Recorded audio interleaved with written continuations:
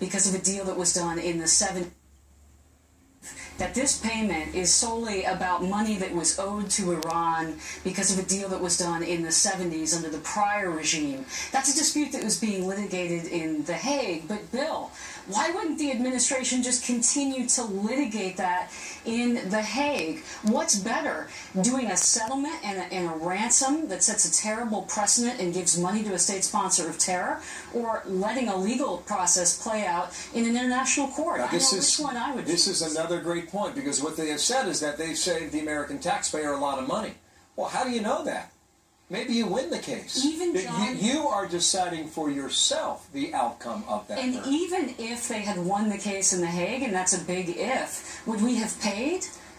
That's an outstanding question. We don't know that. What we do know is that this sets a terrible precedent for Iran. It was done in a way to evade U.S. sanctions. We enlisted the Dutch and the Swiss in this subterfuge.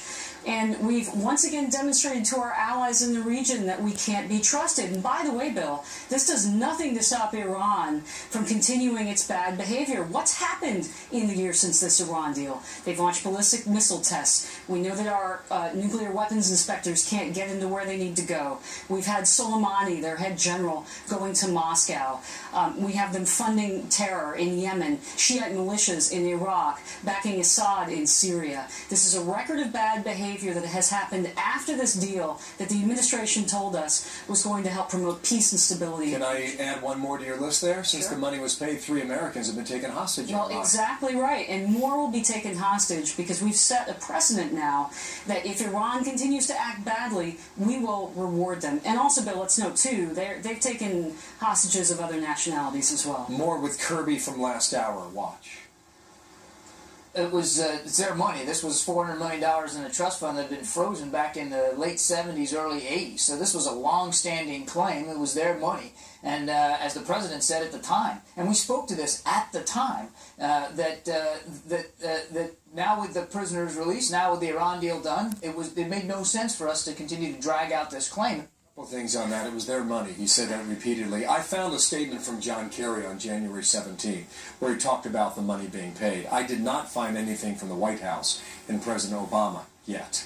Again, the case hadn't been litigated. When Kirby says it's their money, he is lying. The case had not been litigated yet in The Hague. And again, even if it were litigated, and let's say hypothetically Iran had won the case, what is better? Giving money to a state sponsor of terrorism that we know is actively working against U.S. interests, or letting this play out? I would rather wait 20 years and pay interest on that rather than to give the money to the mullahs in Iran, who are working against U.S. interests in the region, who are committed to destroying Israel. Everything that Kirby said there is spin and has to be taken with a big grain of salt. Let me come back to that answer. On January 17th from the White House, the president said with the nuclear deal done, prisoners released, the time was right to resolve this decades-old dispute. Why? No mention of a cash payment. No mention of a ransom, because he knew that Congress would go crazy. This is the reason the president didn't want to go to Congress in the first place, because he knew if he put this deal forward as a treaty, it would never get passed. That's why he went around Congress to get the deal done, why we're only now finding out all of these details post facto, after a year after the deal has been done. This is going to go down as one of the worst deals in our history. More than the Taliban 5 and Bo Bergdad. I think it's a pretty high mark. So. Hillary Clinton, last week in Philadelphia, in her acceptance speech, she said, "We put the lid on Iran's nuclear program." No, let me be clear. She didn't say we destroyed their nuclear program. She didn't say we prevented them from ever being nuclear. We put a lid on the program. That is a careful distinction, Mary. It's a careful distinction, because what the Iran deal did was rubber stamp Iran's nuclear program after a period of time. It doesn't require Iran to get rid of their program. It just says, wait a little bit, Iran, and then after a period of time, you can be welcomed into the international community as a nuclear power. And Bill, the great risk here is a nuclear race in the Middle East, because that is what President Obama and his team, and remember, Hillary Clinton is behind this deal, that's exactly the situation that they've set up. Mary Kissel from the Wall Street Journal.